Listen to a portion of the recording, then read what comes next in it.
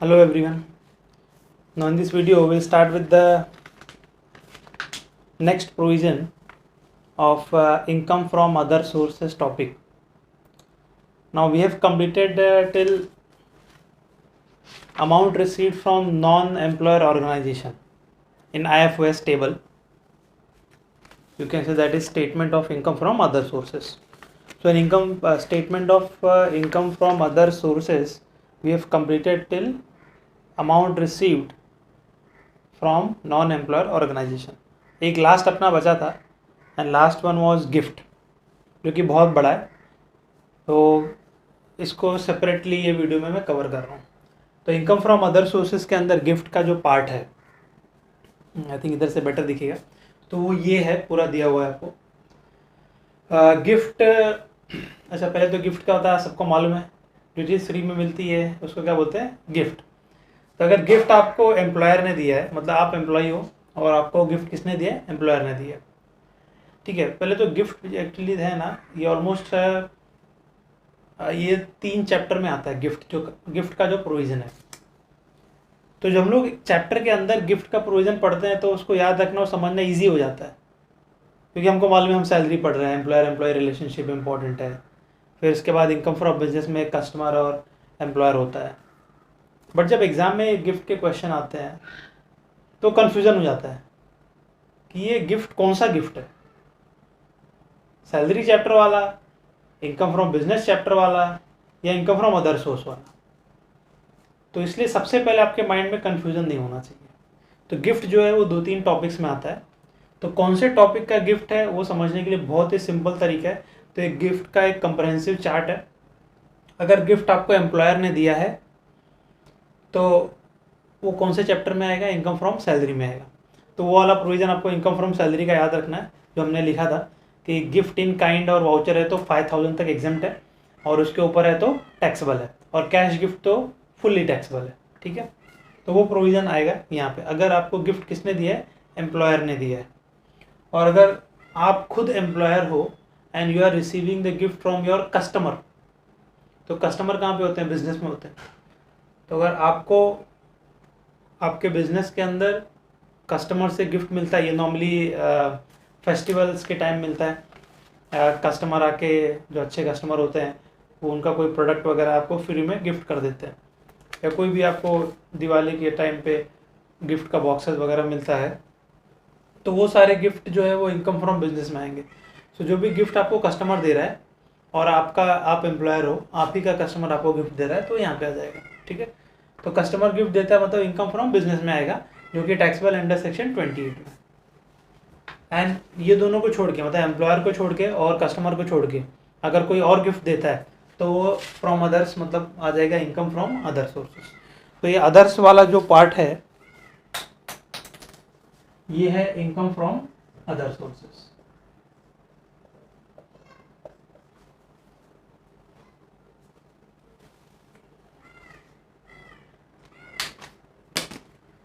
तो ये आपने को यहाँ पे लर्न करना है कि IFOS में क्या क्या आता है.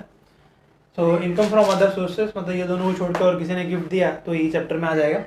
अब इसमें से भी 2 पार्ट है. अगर आपको गिफ्ट ये लोगों से मिला है, आई एम डॉक्टर एच लूटो, आई एम डॉक्टर एच लूटो, तो अगर ये लोग से गिफ्ट मिला है तो वो क्या हो जाएगा, फुल्ली एग्जेम्प्ट. अब इसका जो फुल फॉर्म है आई एम डॉक्टर एच लूटो का, वो नोट नंबर 1 करके मैं आपको लिखा देता हूँ. ठीक है, और अगर किसी और से मिला है, मतलब आई एम डॉक्टर एच लूटो को छोड़ के किसी और ने गिफ्ट दिया है, तो उसका ट्रीटमेंट ऐसे होगा. तो 1 बाय 1 चलते हैं. सबसे पहले आपको ये बताना है कि आई एम डॉक्टर एच लूटो क्या है. तो इसमें कौन कौन से लोग आते हैं जिनसे अगर आपको गिफ्ट मिलेगा तो क्या हो जाएगा, फुल्ली एग्जेम्प्ट. ठीक है, तो as a person if you receive gift from I am doctor H लूटो, तो वो आपके लिए टैक्सेबल नहीं होगा, फुल्ली एग्जेम्प्ट हो जाएगा. सबसे पहले अभी आप वीडियो पॉज कर लो और ये पूरा diagram as it is copy कर लो गिफ्ट का. ठीक है, पूरा डायग्राम कॉपी करने के बाद आप प्ले करो और लिखो ये डायग्राम होने के बाद नोट नंबर 1,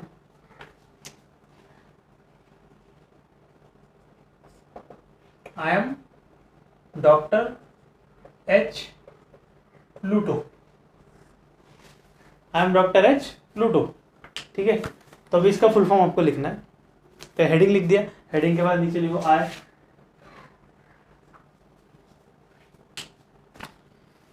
आई में आप लिखो gift by way of inheritance, so I for inheritance, gift by way of inheritance और विल।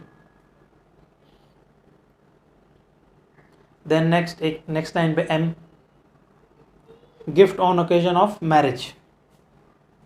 ठीक है, सो इनहेरिटेंस आपको पता है कि जो आपके पेरेंट्स से, एंसेस्टर से आपको मिलता है, तो वो गिफ्ट जो है वो पूरा एग्जेम्प्ट होगा। जैसे आपके पेरेंट्स के थ्रू आपको कोई प्रॉपर्टी मिली जो आपके पेरेंट्स के नाम पे थी, बाद में आपके नाम पे आ गई, तो ऐसी प्रॉपर्टी का गिफ्ट जो है वो पूरा एग्जेम्प्ट है, आपको कोई टैक्स उस पर नहीं देना।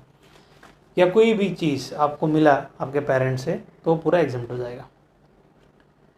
बाय वे ऑफ इनहेरिटेंस और विल मतलब जो एग्रीमेंट बनाते हैं ना पेरेंट्स कि ये प्रॉपर्टी मेरे ये बेटे के नाम पे होगी, ये बेटे के नाम पे होगी, ये बेटे के नाम पे होगी, तो वो सब कुछ जो एग्रीमेंट के थ्रू प्रॉपर्टी डिवाइड करते हैं आपस में पेरेंट्स से बच्चों के नाम पे, तो बच्चों को जो प्रॉपर्टी मिलेगी वो पूरी की पूरी एग्जेम्प्ट है, fully exempt, that is I. M है gift on occasion of marriage, so marriage के टाइम पे आपको जो भी गिफ्ट मिलते हैं लोगों से वो भी फुल्ली एग्जेम्प्ट है आपके लिए। ठीक है, मतलब आपकी शादी है, आपकी शादी में लोगों ने गिफ्ट दिया है बहुत सारा, तो जो भी गिफ्ट होगा वो पूरा का पूरा एग्जेम्प्ट, क्योंकि ये मैरिज का टाइम है।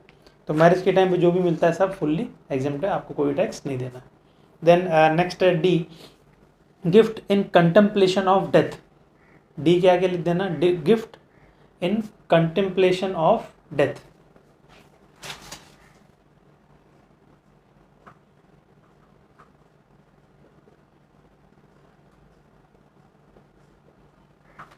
Contemplation means you are expecting कि कोई पर्सन है आपकी जान पहचान का जो सा लग रहा है कि उसको बहुत ही क्रिटिकल इलनेस है और 1-2 वीक में उसकी डेथ हो सकती है, तो आप ऐसे पर्सन को मिलने गए और उसको गिफ्ट दिया, तो वो पर्सन जो कि ऊपर जाने वाला है उसको जो भी गिफ्ट मिलेगा ऐसी सिचुएशन में वो गिफ्ट उसके लिए एग्जेम्प्ट हो जाएगा। ठीक है, एज लास्ट विश, अभी तो वो है नहीं, बहुत ही कम जीने वाला है, तो ऐसे सिचुएशन में अगर कोई भी आके उसको गिफ्ट देता है तो वो उसके लिए क्या हो जाएगा, फुल्ली एग्जेम्प्ट। सो कंटेम्पलेशन मतलब क्या है, expectation. Then R, gift from relatives. R is relative, gift from relatives, तो कोई रिलेटिव आपको गिफ्ट देता है तो भी आपके लिए फुल्ली एग्जेम्प्ट होगा। बट इसमें लर्न क्या करना है कि ये रिलेटिव कौन कौन हो सकते हैं। ठीक है, अब रिलेटिव का मीनिंग भी हर एक चैप्टर में अलग अलग है, ये भी याद रखना। तो यहाँ पे आपको रिलेटिव का मीनिंग जो मैं बताऊँगा वो सिर्फ income from other source topic के लिए ही है। इनकम फ्रॉम बिजनेस टॉपिक में रिलेटिव का मीनिंग अलग है, कोई और टॉपिक होगा उसमें रिलेटिव का मीनिंग अलग से दिया होगा, समझा कि नहीं। ये जो हम यहाँ पे लिखेंगे रिलेटिव का मीनिंग, ये सिर्फ कौन से टॉपिक के लिए एप्लीकेबल है, इनकम फ्रॉम अदर सोर्स। तो आपने नोट लिख दिया ना गिफ्ट फ्रॉम रिलेटिव्स और इसके आगे लिख दो ब्रैकेट में नोट 3। तो रिलेटिव में कौन कौन आता है ये मैं आपको नोट 3 में लिखाता हूँ।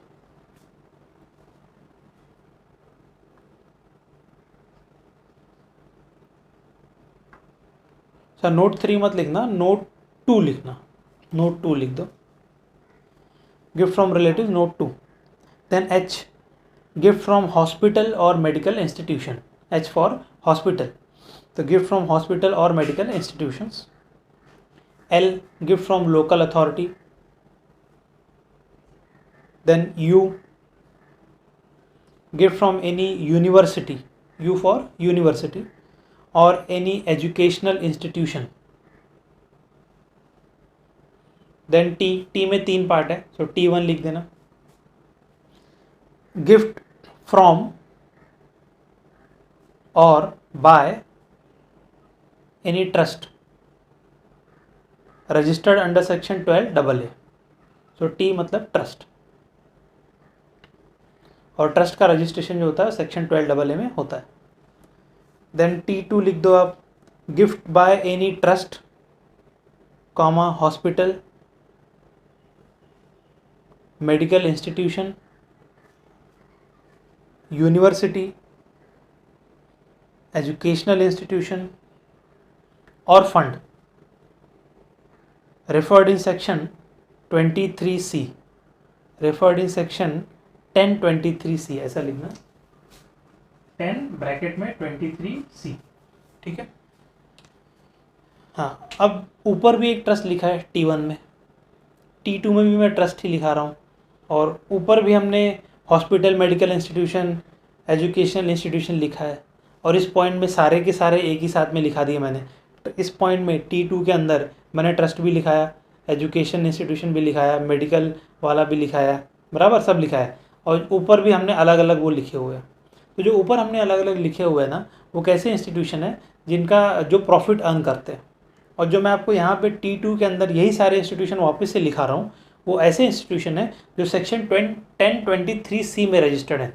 सेक्शन 1023C क्या है पता है? मतलब ये वो इंस्टीट्यूशन है जिनका पर्पस जो है वो प्रॉफिट अर्निंग नहीं है, इनका पर्पस है सोशल काम करना, सोसाइटी के लिए फ्री में काम करना। तो सोशल कॉज के पर्पस से जो सेक्शन 1023C के अंदर लिस्टेड हैं, ऐसे hospital, trust, medical institution, university, educational institution, ऐसे फंड जिनका मेन पर्पस क्या है, सोसाइटी के लिए अच्छा काम करना, प्रॉफिट अर्न करना, इनका मेन पर्पस नहीं है, तो ऐसे लोग T2 में आते हैं। तो ऐसे लोगों से भी आपको कोई अगर गिफ्ट मिलता है तो वो भी क्या हो जाएगा, fully exempt. Then T3, gift from an individual, gift from an individual through a trust. So T3 भी ट्रस्ट ही है। तो gift from an individual through a trust created solely for the benefit of the relative of individual, created solely for the benefit of the relative of individual। मतलब ये वो trust है जो सिर्फ और सिर्फ किसी इंडिविजुअल पर्सन के रिलेटिव के बेनिफिट के लिए ही बनाया है, जनरल पब्लिक के बेनिफिट के लिए ये ट्रस्ट नहीं है। समझा आपको तीनों ट्रस्ट में डिफरेंस? तो जो T1 में ट्रस्ट लिखा है वो उसका काम मतलब वहाँ पे थोड़ा प्रॉफिट एक्टिविटी भी हो रही है। T2 में जो ट्रस्ट लिखा है वहाँ पे क्या है कि सोशल एक्टिविटी है, और T3 में जो ट्रस्ट है वो सिर्फ एक फैमिली के लिए है। तीनों अलग अलग टाइप के ट्रस्ट है। वैसे किसी भी ट्रस्ट या एजुकेशन इंस्टीट्यूशन या जो भी हमने लिखा है आई एम डॉक्टर एच लूटो में, इनसे आपको अगर गिफ्ट मिलता है तो फुल्ली एग्जेम्प्ट होगा।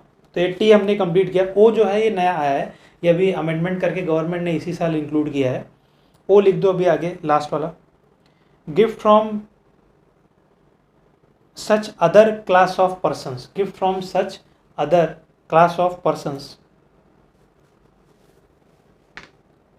subject to such conditions as may be prescribed। so O for other class of persons। तो और कोई भी पर्सन आपको गिफ्ट देता है तो वो भी एग्जेम्प्ट हो सकती है अगर गवर्नमेंट ने नोटिफाई किया तो, ठीक है। तो O मतलब अदर क्लास ऑफ पर्सन। तो गवर्नमेंट इसमें और भी लोगों को ऐड कर सकती है, गवर्नमेंट ने अपने लिए ऑप्शन बना दिया है। तो ये अभी इसी साल ऐड हुआ है O वाला पॉइंट, अदर क्लास वाला। तो ये है आई एम डॉक्टर एच लूटो। तो आई एम डॉक्टर एच लूटो से अगर आपको गिफ्ट मिलता है तो वो गिफ्ट आपके लिए क्या हो जाएगा, फुल्ली एग्जेम्प्ट, कोई टैक्स नहीं लगेगा, ठीक है। तो ये मैंने नोट 1 में लिखा दिया, नोट 1 हो गया अपना। अभी इसमें रिलेटिव्स का मीनिंग भी लिखना है ना, कि रिलेटिव में कौन कौन आता है, करेक्ट। तो रिलेटिव के लिए भी हमको एक चार्ट बनाना पड़ेगा। वो चार्ट एक्चुअली मैं इसको इरेज करके बनाऊंगा। तो रिलेटिव वाला चार्ट याद रखना, ये पहले मैं नीचे के एक्सप्लेन कर देता हूँ, फिर मैं इरेज करके वो बनाता हूँ। तो आई एम डॉक्टर एच लूटो को छोड़ के और किसी ने गिफ्ट दिया, और वो गिफ्ट अगर मनी में दिया है तो कितना एग्जेम्प्ट, कितना taxable, fully taxable if it is more then 50,000। मतलब कोई अदर्स में कौन आएगा, आई एम डॉक्टर एच लूटो को छोड़ के कौन बचा, मतलब आपके फ्रेंड्स बचे, आपके रिलेटिव बचे, सॉरी रिलेटिव नहीं, आपके फ्रेंड्स बचे, और भी कोई पर्सन जान पहचान वाले जो भी है वो सारे लोग इसमें आ जाते हैं। मतलब आई एम डॉक्टर एच लूटो को छोड़ के और कोई भी है, तो और कोई भी है मैं नॉर्मली तो फ्रेंड्स ही गिफ्ट देते हैं, बराबर। तो उन सब से अगर ये गिफ्ट मिला तो उसके लिए प्रोविज़न है। आई एम डॉक्टर एच लूटो को छोड़ के और किसी ने गिफ्ट दिया और वो गिफ्ट अगर मनी में है तो 50,000 तक एग्जेम्प्ट है, और 50,000 के ऊपर फुल्ली टैक्सेबल है। मीन्स कल को मेरे फ्रेंड ने मेरे को गिफ्ट दिया 49,000 का, तो वो मेरे लिए फुल्ली एग्जेम्प्ट होगा। उसने 50,000 का दिया तो भी फुल्ली एग्जेम्प्ट होगा। उसने बोला शगुन का 51,000 ले ले, तो पूरा का पूरा 51,000 टैक्सेबल हो जाएगा, शगुन मत लेना, ठीक है। तो 50,000 तक फुल्ली एग्जेम्प्ट है। 50,000 के ऊपर एक पैसा भी आपने लिया तो पूरा का पूरा अमाउंट टैक्सेबल। तो अगर आपने 51,000 का गिफ्ट रिसीव किया है तो ऐसा मत समझना कि 50,000 एग्जेम्प्ट और 1,000 टैक्सेबल, ऐसा नहीं है। पूरा का पूरा 51 टैक्सेबल हो जाएगा। इसलिए मैंने ऊपर ही क्या लिख दिया, fully taxable if more than 50,000। तो 50,000 तक मिला तो पूरा एग्जेम्प्ट, और 50 के ऊपर गया तो पूरा टैक्सेबल, ठीक है, मनी में। और अगर आपको मूवेबल प्रॉपर्टी का गिफ्ट मिलता है नो कंसिडरेशन, नो कंसिडरेशन मतलब एब्सोल्युटली फ्री, आपने कुछ भी नहीं दिया सामने वाले को। तो जैसे आपके फ्रेंड ने आपको मोबाइल गिफ्ट कर दिया, आईफोन, तो आईफोन गिफ्ट किया तो उसमें कैसे मालूम पड़ेगी कि उसकी वैल्यू कितनी है? ऑब्वियसली आप मार्केट में देखोगे ना कि कितने का बिक रहा है। तो जब भी कोई असेट मिलेगा मूवेबल प्रॉपर्टी, तो उसके लिए हमको क्या देखना है, फेयर मार्केट वैल्यू। तो फेयर मार्केट वैल्यू अगर वो गिफ्ट की मोर देन 50,000 है तो फुल्ली टैक्सेबल, जैसे कि मनी में बताया था मैंने। और अगर फेयर मार्केट वैल्यू 50,000 से कम है या एग्जैक्ट 50,000 है तो फुल्ली एग्जेप्ट। तो आईफोन आपने लिया है, आईफोन की वैल्यू अगर 50,000 या उससे कम होती है तो आपके लिए पूरा एग्जेप्ट। और आईफोन अगर 60,000 का निकला तो पूरा 60,000 आपके लिए टैक्सेबल हो जाएगा। देन आपको मूवेबल प्रॉपर्टी का गिफ्ट मिल सकता है विथ लो कंसिडरेशन, LOW लिखा है मैंने। लो कंसिडरेशन मतलब क्या है कि जिसने आपको गिफ्ट दिया आपने उसको थोड़ा बहुत पेमेंट किया है। मतलब फ्रेंड को मुझे देना आईफोन, और आईफोन जो है वो महंगा है, तो मैंने बोला ठीक है मैं 10,000 दे देता हूँ, 60,000 का सपोज आईफोन है, तो मैंने बोला 10,000 मैं दे दूंगा, 50,000 का तू मुझे गिफ्ट दे दे, चलेगा। अंडरस्टैंडिंग अच्छी है। तो फिर लो कंसिडरेशन उसको बोलते हैं। तो यहाँ पे टैक्सेबल वैल्यू आप कैसे निकालोगे, जो नेट बेनिफिट हुआ मुझे वो उसको देखना है कि वो नेट बेनिफिट 50,000 के ऊपर है या 50,000 के नीचे है। तो फेयर मार्केट वैल्यू आईफोन की 60,000 है। एक्चुअल में मैंने कितना पे किया, AC मतलब एक्चुअल कंसिडरेशन, तो मैंने कितना पे किया 10,000, तो मेरे लिए बेनिफिट कितना हुआ एग्जैक्ट 50,000। तो 50,000 या उससे कम है तो फुल्ली एग्जेप्ट। और अगर ये फॉर्मूला अप्लाई करके आपको आंसर 50,000 के ऊपर आता है तो फुल्ली टैक्सेबल, ठीक। देन इमूवेबल प्रॉपर्टी का अगर गिफ्ट मिला तो क्या, इमूवेबल प्रॉपर्टी सेम वही, नो कंसिडरेशन। नो कंसिडरेशन मतलब फ्री में, ठीक है। तो आपने सामने वाले को कुछ भी पैसा नहीं पे किया। सो इमूवेबल प्रॉपर्टी में आपको देखना है स्टैम्प ड्यूटी वैल्यू, ठीक है। स्टैम्प वैल्यूएशन अथॉरिटी आपके फ्लैट का या जो भी इमूवेबल प्रॉपर्टी होगा उसकी स्टैम्प वैल्यू निकालेगी, क्योंकि जब भी इमूवेबल प्रॉपर्टी का ट्रांसफ़र होता है तो स्टैम्प ड्यूटी पे करना पड़ता है ना। तो स्टैम्प ड्यूटी जो होता है वो स्टैम्प ड्यूटी वैल्यू पे हिसाब से पे करता है। तो स्टैम्प ड्यूटी वैल्यू हमको फेयर मार्केट वैल्यू पता है, तो स्टैम्प ड्यूटी वैल्यूएशन निकालना पड़ेगा। तो स्टैम्प ड्यूटी वैल्यू पर प्रॉपर्टी अगर 50,000 से ज़्यादा है तो टैक्सेबल हो जाएगा। क्या टैक्सेबल होगा, स्टैम्प ड्यूटी वैल्यू टैक्सेबल होगी। मतलब आपने कोई प्रॉपर्टी गिफ्ट में रिसीव किया जिसकी स्टैम्प ड्यूटी वैल्यू आ रही है 1,00,000, तो स्टैम्प ड्यूटी वैल्यू 1,00,000 पूरी टैक्सेबल हो जाएगी, ठीक है। उसकी actual market price immovable property की कितनी भी हो उससे कुछ फ़र्क नहीं पड़ता। टैक्सेबल क्या होगा, स्टैम्प ड्यूटी वैल्यू। सो इमूवेबल प्रॉपर्टी में याद रखना हमको किस पे फोकस करना है, इमूवेबल प्रॉपर्टी का स्टैम्प ड्यूटी वैल्यू, ठीक है। वो क्वेश्चन में दिया रहेगा, बट क्वेश्चन में कंफ्यूज करने के लिए आपको fair market value, actual value वो सब भी देते हैं, बट आपको ध्यान रखना है स्टैम्प ड्यूटी वैल्यू पे। तो स्टैम्प ड्यूटी वैल्यू अगर मोर देन 50,000 है पर प्रॉपर्टी, मतलब आपको सपोज 2 प्रॉपर्टी गिफ्ट में मिली, तो एक प्रॉपर्टी की वैल्यू स्टैम्प ड्यूटी वैल्यू 40,000 है और दूसरी प्रॉपर्टी की वैल्यू भी 40,000 है, तो दोनों प्रॉपर्टी एग्जेम्प्ट हो जाएंगी गिफ्ट के हिसाब से, ठीक है। तो इसमें क्या लिखा, स्टैम्प ड्यूटी वैल्यू पर प्रॉपर्टी, सब मिला के नहीं, एक प्रॉपर्टी का अगर 50,000 से कम है तो वो प्रॉपर्टी का गिफ्ट आपको पूरा एग्जेम्प्ट है। और अगर स्टैम्प ड्यूटी वैल्यू उसी प्रॉपर्टी का 50,000 से ज़्यादा है तो फुल्ली टैक्सेबल। क्या टैक्सेबल, स्टैम्प ड्यूटी वैल्यू। अगर आपको इमूवेबल प्रॉपर्टी का गिफ्ट मिला है लो कंसिडरेशन पे, मीन्स आपने भी सामने वाले को थोड़ा बहुत पेमेंट किया है, तो उसको बोलते हैं लो कंसिडरेशन। तो वहाँ पे ये फॉर्मूला आपको अप्लाई करना पड़ेगा, if stamp duty value minus actual consideration is more then 50,000। जैसे अभी स्टैम्प ड्यूटी वैल्यू मैंने एग्जाम्पल में बोली थी कि स्टैम्प ड्यूटी वैल्यू जो है 1,00,000 है और मैंने सामने वाले को पेमेंट किया है सपोज 30,000, तो मेरे लिए नेट बेनिफिट कितना हुआ, 70,000 का तो बेनिफिट हुआ ना, क्योंकि स्टैम्प ड्यूटी वैल्यू 1,00,000 है प्रॉपर्टी की और मैं उसको दे रहा हूँ 30,000, तो मुझे नेट बेनिफिट कितना हुआ 70,000। तो 70,000 50,000 से तो ज़्यादा ही है, तो पहले ये फॉर्मूला अप्लाई करना है आपको, stamp duty value minus actual consideration. More than 50,000 है क्या ये देखना है, अगर है और उसके साथ में एक और चीज़ चेक करनी है, स्टैम्प ड्यूटी वैल्यू आपके प्रॉपर्टी की जो है वो आपने जितना पेमेंट किया है उसका 105% या उससे ज़्यादा होना चाहिए। जैसे मैंने बोला मैंने 30,000 पे किया, अब स्टैम्प ड्यूटी वैल्यू कितनी है, स्टैम्प ड्यूटी वैल्यू 1,00,000 है, तो एक्चुअल कंसिडरेशन 30,000 है, तो 30,000 का 105% लेना है। तो 30,000 का 105% कितना आएगा, 5% थोड़ा और ऐड हो जाएगा, 30,000 1,500 ज़्यादा हो जाएगा, तो 31,500 हो जाएगा 105% एक्चुअल कंसिडरेशन का। तो ये वैल्यू आ जाए, मतलब 105% ऑफ एक्चुअल कंसिडरेशन आपको मिलेगा 31,500। और स्टैम्प ड्यूटी वैल्यू कितनी है, 1,00,000, ज़्यादा ही है ना stamp duty value. So if stamp duty value is more than और equal to 105% of actual amount which you have paid, दोनों कंडीशन अगर सेटिस्फाई हो जाती है तो फिर टैक्सेबल वैल्यू कितना होगा, तो टैक्स लगेगा।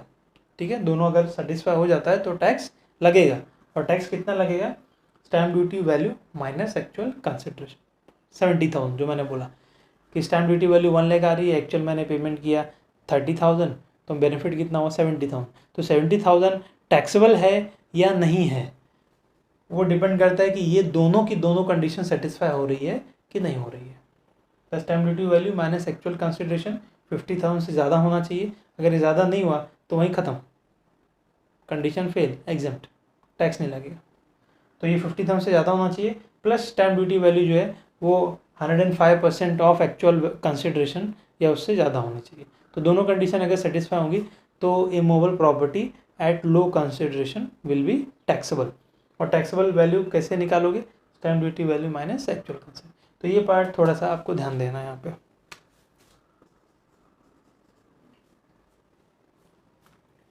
तो ये पूरा गिफ्ट का चार्ट हो गया। अब इसमें सबसे पहले तो मुझे आपको रिलेटिव का मीनिंग लिखाना है, जिसमें मैंने लिखाया था नोट 2 में, और ये मूवेबल प्रॉपर्टी के नीचे भी एक नोट है, इसको नोट 3 कर देना आप। ठीक है, मूवेबल प्रॉपर्टी वाला, रिलेटिव वाला नोट 2 और ये मूवेबल प्रॉपर्टी का नोट 3। तो अभी 2 नोट भी लिखनी है कि रिलेटिव में कौन कौन आता है और मूवेबल प्रॉपर्टी में क्या क्या आता है।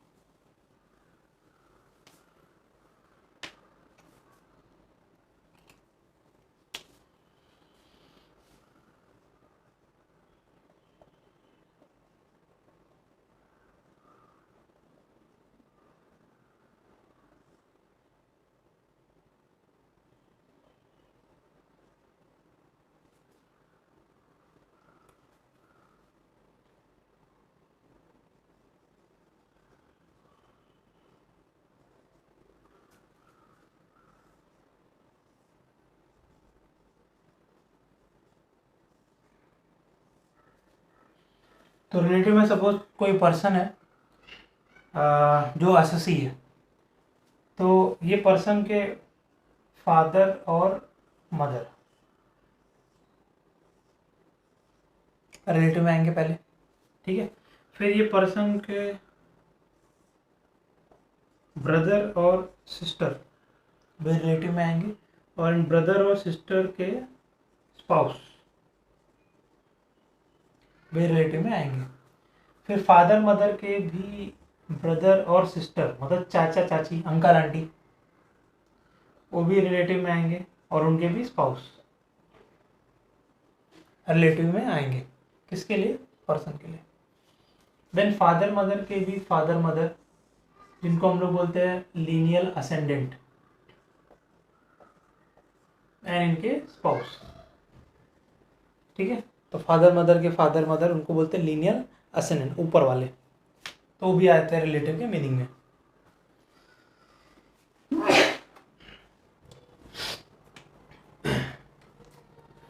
तो याद रखना ये सारे लोग किसके लिए रिलेटिव ट्रीट हो रहे हैं, असिसी के लिए। फिर असिसी की अगर शादी हुई है तो असिसी का स्पाउस जो है वो भी रिलेटिव में आएगा। फिर स्पाउस के भी सेम ब्रदर और सिस्टर और उनके भी स्पाउस रिलेटिव में आ जाएंगे इसके लिए। फिर स्पाउस के भी फादर और मदर, ये भी रिलेटिव में आएंगे। फिर फादर मदर के भी father mother lineal ascendant and इनके स्पाउस, ये भी रिलेटिव में आ जाएंगे। किसके लिए, ये पर्सन के लिए। ठीक है, अब ये दोनों के बच्चे अगर है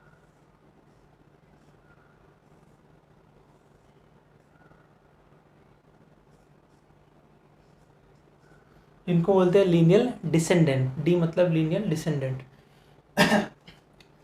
तो वो भी इसके लिए रिलेटिव हो जाएंगे और लीनियल डिसेंडेंट एंड उनके स्पाउस। तो इतने सारे लोग जो है रिलेटिव है किसके लिए, ये असिसी के लिए। ठीक है, तो ये असिसी के लिए इतने सारे लोग रिलेटिव के डेफिनेशन में आते हैं। इसमें आप बी एस इसका फुल फॉर्म तो पता होगा, बी मतलब ब्रदर, एस मतलब sister, F for father, M for mother. आप चाहिए तो दो का फुल फॉर्म लिख सकते हो, L A. L A means lineal ascendant, मतलब अपनी लाइन में ऊपर वाले, और एल डी मतलब लीनियल डिसेंडेंट, मीन्स अपनी लाइन में नीचे वाले। ठीक है, तो बच्चे उनके बच्चे उनको बोलते हैं अपनी लाइन में नीचे वाले। ऊपर वाले मतलब फादर मदर के फादर मदर, दादा परदादा, उनको बोलते हैं अपनी लाइन में ऊपर वाले। तो ये सारे, ये दोनों मीनिंग आप लिख सकते हो। तो ये सारे लोग रिलेटिव होंगे इस पर्सन के लिए। तो ये असिसी है और उसके इतने सारे रिलेटिव हैं। अगर इनमें से किसी से भी उसको गिफ्ट मिलता है तो वो गिफ्ट हो जाएगा फुल्ली एग्जेम्प्ट। तो ये नोट 2 था, मीनिंग ऑफ रिलेटिव। अभी नोट 3 लिखना है आपको, मीनिंग ऑफ मूवेबल प्रॉपर्टी। तो डायग्राम, ये वीडियो पॉज करके आप ये पूरा डायग्राम बना लो और उसके बाद आप प्ले करना।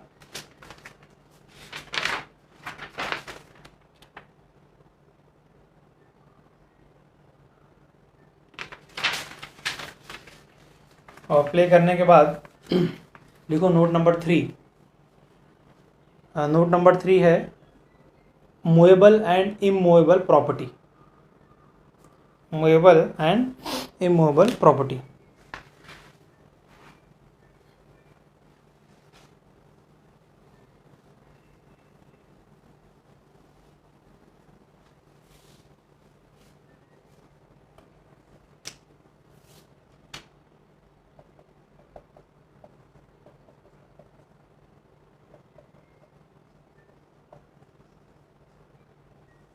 Movable and immovable property includes following।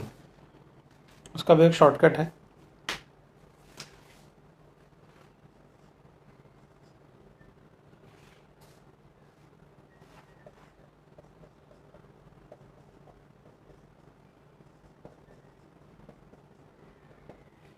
तो मूवेबल प्रॉपर्टी में ये सारी प्रॉपर्टीज आती है, जेएस, डीए, पीए, एसबीआई। तो मूवेबल इमूवेबल प्रॉपर्टी मतलब जेएस, डीए, पीए, एसबीआई। तो पहले लिख दो जे।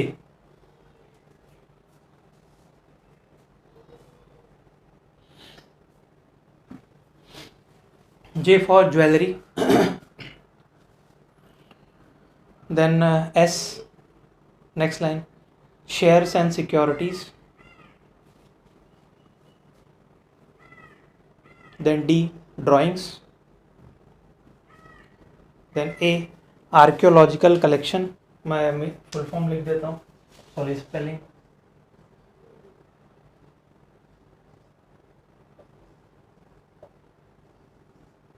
आर्कियोलॉजिकल कलेक्शन, बोर्ड पे लिखा है। देन P for paintings, A for any other work of art, then S for sculptures,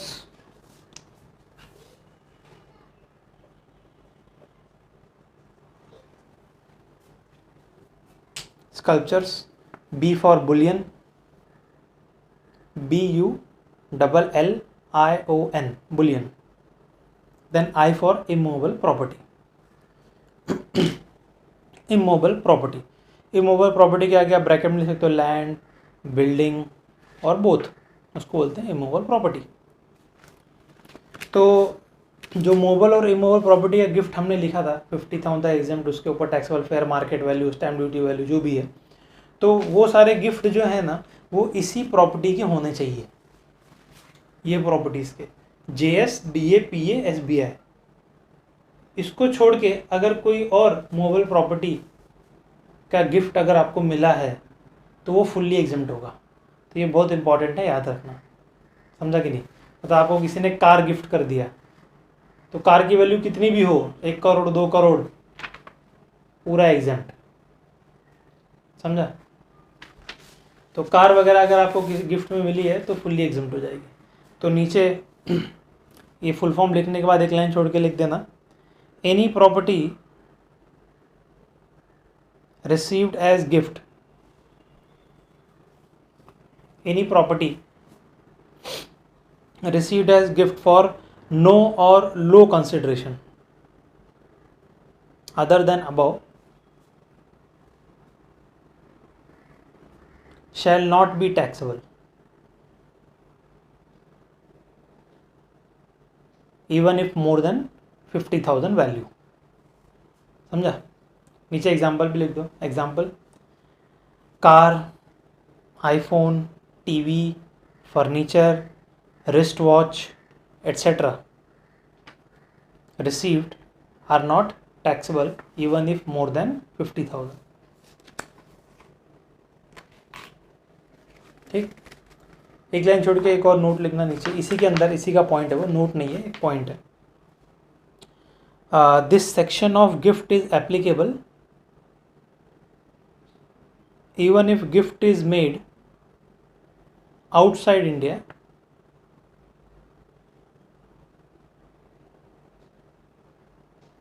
by a resident person to a non-resident person, by a resident person to a non-resident person।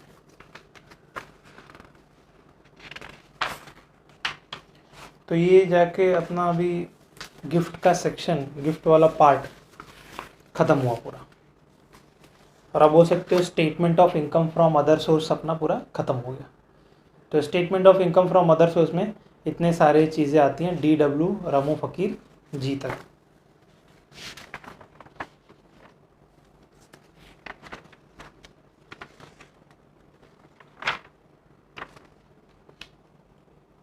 तो अपना DW Ramu फ़कीर जी अभी जाके complete हुआ। अभी जो notes आपको दिया है उसमें वापस आ जाना। तो नोट्स में नेक्स्ट पार्ट है डीम्ड डिविडेंड का, सेक्शन 2 सबसेक्शन 22। तो अभी हम लोग डीम्ड डिविडेंड वाला पार्ट स्टार्ट करेंगे।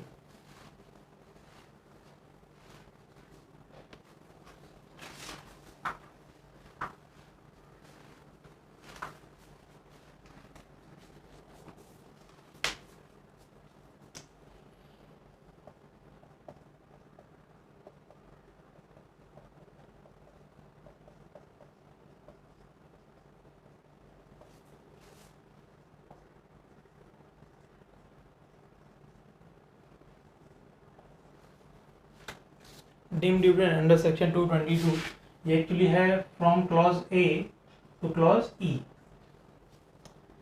तो 5 पॉइंट्स हैं डीम्ड डिविडेंड के अंदर। एक्चुअल डिविडेंड का क्या ट्रीटमेंट है वो तो हम लोग ने पहले लिख दिया था, क्योंकि DW रामू फ़कीर जी में D फॉर क्या था, डिविडेंड। तो उसमें हमने लिखा था कि फॉरेन कंपनी का डिविडेंड है तो फुल्ली टैक्सेबल है, और इंडियन कंपनी का है तो अमाउंट तक एग्जम्प्ट है, 10 लाख तक एग्जम्प्ट है, और उसके ऊपर जो है वो फुल्ली टैक्सेबल है।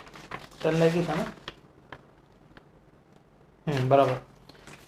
तो ये डिविडेंड कौन सा आ गया, डीम्ड डिविडेंड जिसकी बात कर रहे हैं। तो पहले तो आप समझना होगा कि डीम्ड मतलब क्या, कि ये एक्चुअल में डिविडेंड नहीं है। एक्चुअल डिविडेंड क्या होता है कि आपने शेयर बाय किया, कंपनी को प्रॉफिट होता है तो कंपनी प्रॉफिट में से थोड़ा पार्ट शेयर होल्डर को देती है एज अ डिविडेंड। तो डिविडेंड उन्हीं को मिलता है जिनके पास शेयर्स होते हैं, और कंपनी ने बोला है कि पर शेयर 10 पैसा डिविडेंड मिलेगा, ठीक है। तो आपका 10 शेयर है तो 1 रुपया मिल जाएगा डिविडेंड का। तो ऐसे डिविडेंड मिलता है। डीम डिविडेंड मतलब क्या है, ये एक्चुअल डिविडेंड नहीं है, फिर भी टैक्स पर्पस के लिए गवर्नमेंट इसको डिविडेंड ट्रीट करेगी। मीन्स आपको कुछ पैसा या कोई मोबाइल प्रॉपर्टी या कोई भी चीज़ मिली किसी से, तो वो एक्चुअल में डिविडेंड तो नहीं है, बट गवर्नमेंट उसको डिविडेंड ट्रीट करेगी, ठीक है, अंडर सेक्शन 222। तो आपको ये समझना है कि ऐसी कौन सी सिचुएशन है जहाँ पे हमको कुछ रिसीव होता है तो वो डीम डिविडेंड ट्रीट होगा, ठीक है, 222 में। तो भी हमको क्लॉज ए टू ई मतलब 5 सिचुएशंस दी हुई हैं। ये 5 सिचुएशन में आपको जो भी पैसा मिलेगा या कुछ भी चीज़ मिलती है तो वो डीम डिविडेंड ट्रीट होगी। और बाद में उसका ट्रीटमेंट जो है, मतलब कितना टैक्स लगेगा कितना नहीं लगेगा, वो मैं बाद में बताता हूँ। तो पहले तो ये लर्न करना है कि कौन सी सिचुएशन में डीम डिविडेंड अराइज होगा। तो नोट्स में देखो आपको पहला सिचुएशन दिया है, section 222A, distribution involving the release of companies assets. Now release of company asset मतलब कंपनी अपना असेट बेच रही है और बाद में शेयर होल्डर को कुछ डिस्ट्रीब्यूट कर रही है। पूरा स्टेटमेंट पढ़ देता हूँ मैं।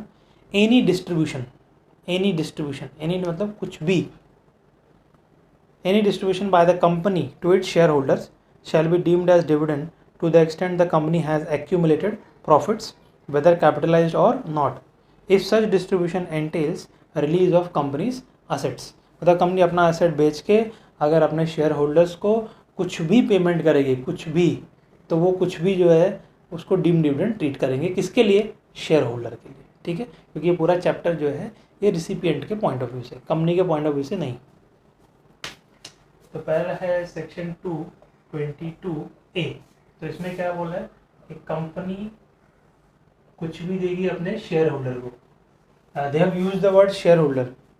तो शेयर होल्डर मतलब इक्विटी शेयर होल्डर भी हो सकता है, प्रेफरेंस भी हो सकता है, ठीक है। क्या दे रही है? Any distribution. कैसे दे रही है? By release of companies assets. तो अगर ये सिचुएशन में कंपनी अपने शेयर होल्डर को कुछ भी देगी तो वो कुछ भी जो है शेयर होल्डर के लिए डीम डिविडेंड ट्रीट हो जाएगा। आगे ये लिखा है to the extent company has accumulated profits और नॉट। तो ये जो एक्यूमुलेटेड प्रॉफिट वाला पार्ट है इसको इग्नोर करो, ये मैं आपको एग्जांपल में समझाता हूँ कि ये क्या है, क्योंकि अभी समझेगा नहीं विदाउट एग्जांपल, क्योंकि ये न्यूमेरिकल पार्ट है, ठीक है। तो फिलहाल उसको इग्नोर करो। देन 222B पे आ जाओ। Distribution by way of bonus. Any distribution by company to its preference shareholders by way of bonus in the form of equity share, preference share, debentures or deposit certificate shall be deemed as dividend to the extent the company has accumulated profits, whether capitalized or not। तो पहले part में क्या लिखा है? Any distribution by company to its preference share holder by way of bonus. और bonus में क्या दे रही है कंपनी? इक्विटी, प्रेफरेंस, डिबेंचर और deposit certificate. So 222B, company कौन से शेयर होल्डर को पे कर रही है? प्रेफरेंस शेयर होल्डर को। क्या दे रही है? बोनस। और बोनस में क्या दे रही है उनको? इक्विटी शेयर्स या प्रेफरेंस शेयर्स या डिवेंचर्स या फिर डिपॉजिट सर्टिफिकेट।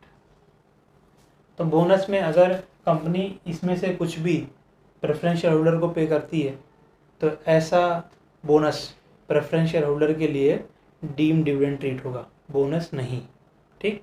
क्यों पता है? इसका रीज़न बहुत सिंपल है, क्योंकि जो बोनस होता है ना वो प्रेफरेंस शेयर होल्डर को मिलता है। मतलब जो बोनस शेयर्स की बात कर रहा हूँ मैं, तो बोनस शेयर्स जो होते हैं ना वो इक्विटी शेयर होल्डर को मिलता है, प्रेफरेंस शेयर होल्डर को बोनस शेयर्स नहीं मिलता है।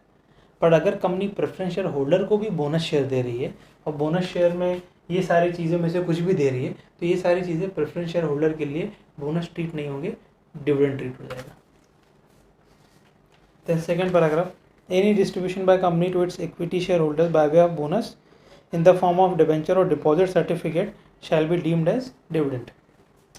तो 222B में ये दूसरा पॉइंट क्या है? कंपनी बोनस किसको दे रही है? इक्विटी शेयर होल्डर को दे रही है।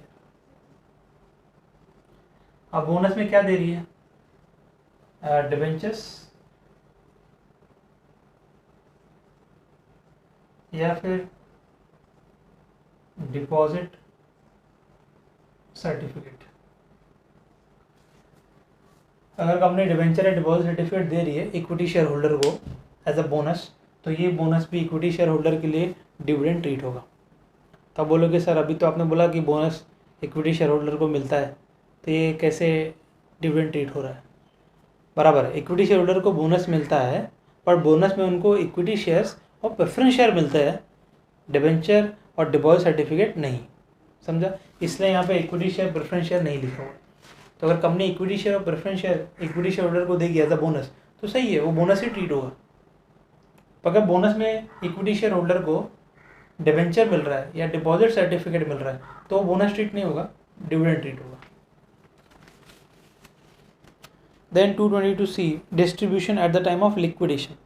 लिक्विडेशन मतलब कंपनी जब बंद हो रही है, तो any distribution by company to its share holders at the time of liquidation shall be deemed as dividend to the extent, आगे वाला पार्ट तो कॉमन ही है। सो 222C कंपनी, यहाँ पे भी वर्ड यूज किया शेयर होल्डर, मतलब इक्विटी भी हो सकता है, प्रेफरेंस भी हो सकता है। क्या दीजिए कंपनी अपने शेयर होल्डर को? Any distribution. बट सिचुएशन क्या है? लिक्विडेशन। तो जब कंपनी बंद हो रही है, तो वो टाइम पे अगर कंपनी अपने शेयर होल्डर को कुछ भी डिस्ट्रीब्यूट करेगी, तो वो कुछ भी ये शेयर होल्डर के लिए डीम डिविडेंड हो जाएगा under section 222C। Now 222D भी सेम ऐसा ही है। Any distribution by company to its share holder at the time of reduction of share capital shall be deemed as dividend to the extent company has accumulated profits whether capitalised और not. तो वही same situation है, but liquidation की जगह क्या है? Reduction of capital. So 222D।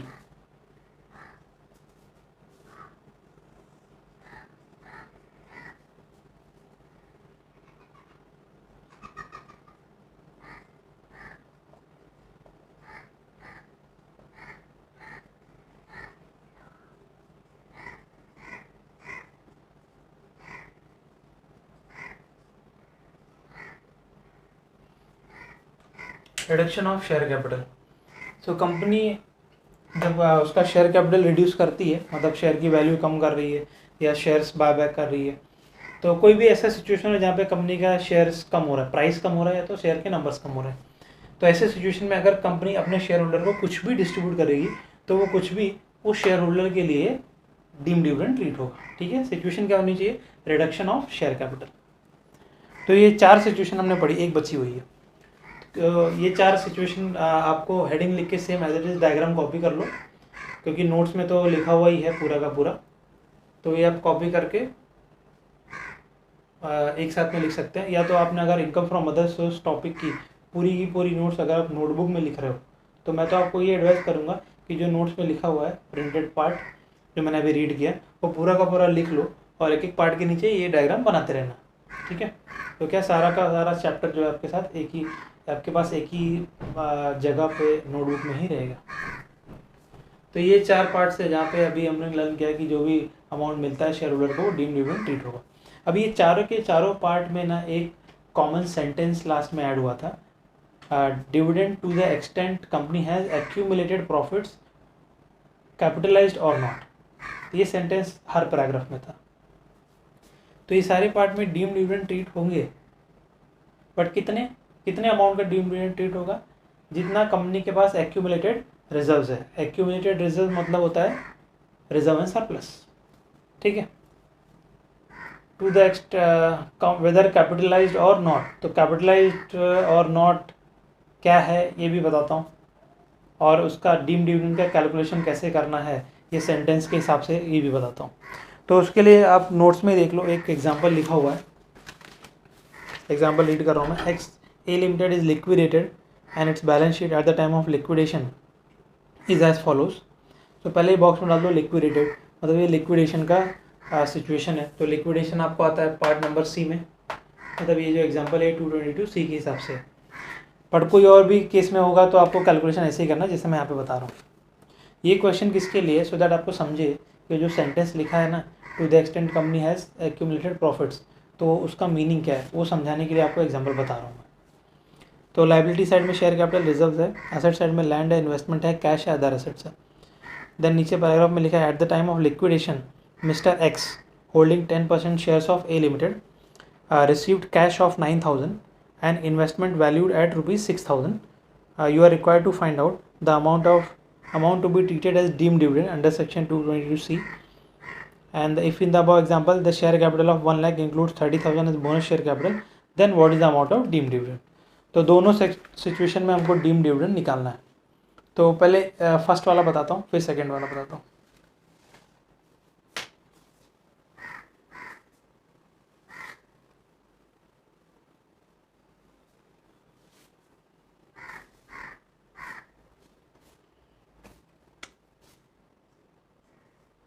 Company का नाम यहाँ पे क्या दिया है?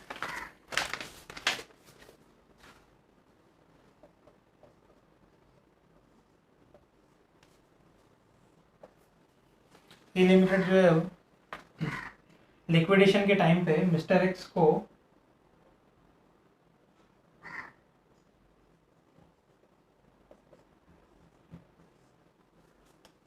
क्या क्या मिल रहा है? कैश 9,000 एंड इन्वेस्टमेंट 6,000, तो सब मिला के कितना हो गया? 15,000। तो कंपनी ने एक्स को ये 15,000 दिया है लिक्विडेशन के टाइम पे, तो आपको बताना है कि 15,000 में से कितना अमाउंट डीम डिविडेंड होगा एक्स के लिए। तो कितना अमाउंट डीम डिविडेंड होगा ये हर पैराग्राफ में लिखा हुआ है। To the extent company has accumulated profits. Accumulated profit मतलब रिजर्व्स। तो आप रिजर्व देख लो कंपनी का कितना दिया हुआ है। कंपनी का रिजर्व लायबिलिटी साइड में आपको दिया टोटल 50,000। अब ये जो रिजर्व है 50,000 ये तो टोटल है, सारे शेयर होल्डर का है, पर मुझे डीम डिविडेंड सिर्फ किसका निकालना है? एक्स का निकालना है। तो मुझे रिजर्व भी सिर्फ किसका निकालना पड़ेगा? एक्स का निकालना पड़ेगा। तो ये 50,000 में एक्स का रिजर्व कितना होगा? जितना उसका शेयर होल्डिंग है, उसकी शेयर होल्डिंग कितनी परसेंट है? 10% है। तो पूरे के पूरे रिजर्व में एक्स का शेयर पार्ट कितना होगा? ओनली 5,000। ठीक है, तो ये 5,000 होगा deemed dividend under section 222C। किसके लिए? एक्स के लिए। ठीक है, तो एक्स को जो 15,000 मिला लिक्विडेशन के टाइम पे, तो 15,000 में से सिर्फ 5,000 जो होगा डीम डिविडेंड होगा। इसको बोलते हैं to the extent company has accumulated profit. समझा अभी? तो बाकी जो बच गया 10,000 उसका क्या? वो भी तो मिला ना एक्स को, तो इसका क्या करें? तो ये एक्चुअली ना इनकम नहीं है, ये this is not an income x के लिए, क्योंकि ये उसी का पैसा है जो कंपनी उसको वापस कर रही है। जब एक्स ने शेयर लिए थे कंपनी के, तो कंपनी को उसने पैसा दिया होगा ना। अभी आप देखो कंपनी का 10% शेयर उसने लिया है एक्स ने। कंपनी का टोटल शेयर कैपिटल है 1 लाख, तो 1 लाख का 10% कितना होता है? 10,000। तो जब एक्स ने कंपनी के शेयर बाय किए होंगे तो उसने कंपनी को कितना दिया था? 10,000। अब लिक्विडेशन मतलब जब कंपनी बंद हो रही है तब कंपनी उसको वापस से कितना दे रही है? 10,000। तो पहले मैंने कंपनी को दिया 10,000, अब कंपनी बंद हो रही है तो मुझे 10,000 मिल रहा है, तो ये क्या मेरी इनकम हुई क्या? नहीं ना, it is only return of investment. ठीक है, इसलिए इसको क्या करना है? इग्नोर।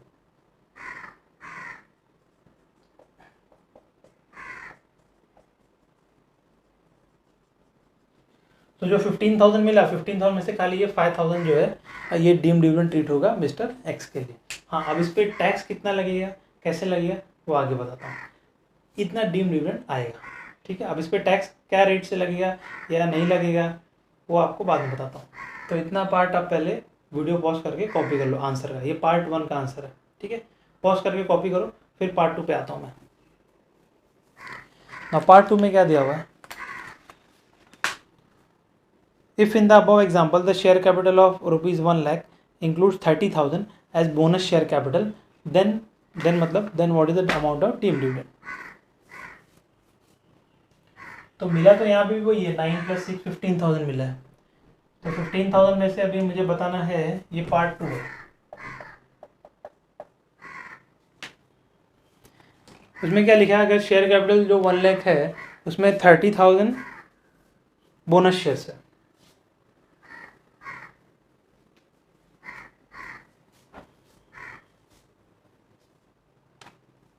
अब जरा इस पार्ट को समझना अच्छे से।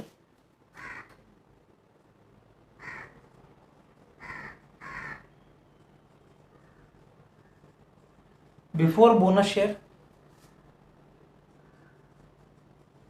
And after bonus share. तो अभी जो बैलेंस शीट दिया है क्वेश्चन में वो obviously after giving the bonus shares है। तो share capital after bonus share कितना दिया है, 1 लाख। बोनस कितने का है, 30,000। इसका मतलब before bonus share share capital कितना होगा आपका, 70,000 बराबर। तो मतलब बोनस देने के पहले कंपनी का शेयर कैपिटल कितना था, 70,000, और उसके बाद कंपनी ने बोनस दिया 30,000 का, और फिर अब जाके कंपनी का टोटल शेयर कैपिटल कितना हुआ, 1 लाख। ठीक, तो अभी रिजर्व एंड सरप्लस भी निकाल लेते हैं। तो रिजर्व एंड सरप्लस अभी जो क्वेश्चन में दिया है वो कितना है, 50,000। आपको पता है कि बोनस शेयर जो होता है वो रिजर्व में से देते हैं। तो जब बोनस देते हैं तो रिजर्व क्या होता है, कम होता है और शेयर बढ़ता है। तो जितने अमाउंट से बोनस इंक्रीज हुआ, मतलब यहाँ पे हमने 30,000 का बोनस शेयर ऐड किया तो ये 1 लाख हुआ, तो इतने अमाउंट से रिजर्व क्या होगा, माइनस। तो ये अमाउंट कितना होगा, 80,000 बराबर ना। मतलब before giving bonus shares company का रिजर्व कितने थे, 80,000, उसमें से 30,000 का बोनस दिया, तब अब जाके रिजर्व कितना बचा आफ्टर बोनस, 50,000। ठीक, तो ये सिचुएशन है।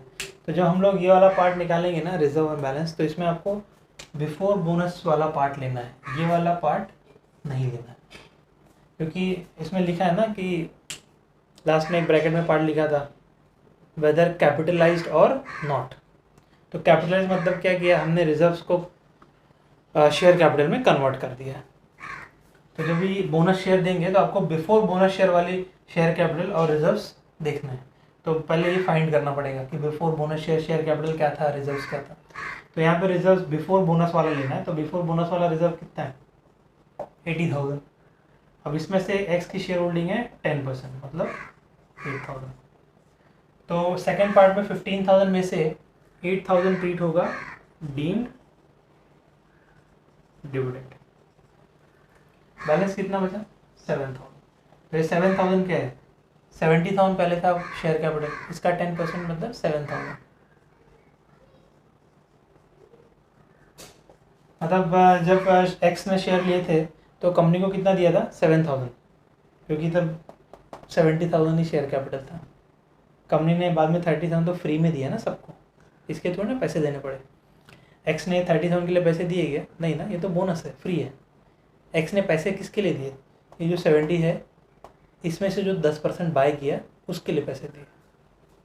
तो 10% मतलब कितना, 7,000। तो ये रिटर्न ऑन इन्वेस्टमेंट है, इसको क्या करोगे, इग्नोर। ठीक, तो अगर बोनस शेयर इशू किया है तो आपको कैलकुलेशन ऐसे करना है। नीचे आप इसको एज वर्किंग बना सकते हो।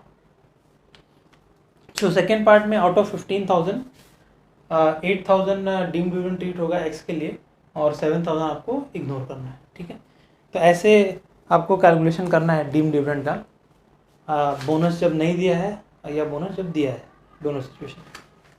तो एग्जांपल इसी के लिए था कि कैलकुलेशन कैसे करना है।